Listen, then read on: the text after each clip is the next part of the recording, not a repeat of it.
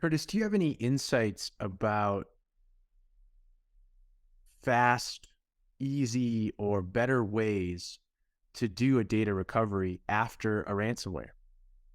Well, I think the best way to do that is the way that Druva does it, the company that I work for, and that's to do it in advance, right? So number one, use the cloud, right?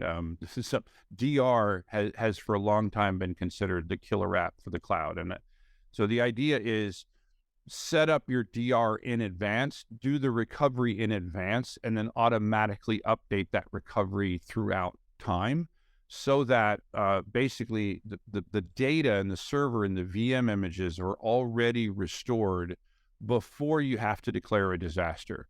You might have to update that image, right, based on the last backup. It's something that you can do, once a day. You can do it multiple times a day. It should all be automated, and then it's just a matter of bringing all those images to life. If you're waiting for the ransomware attack to then start restoring your data, you're going to be on the news for a long period of time. That's all I'll say about that.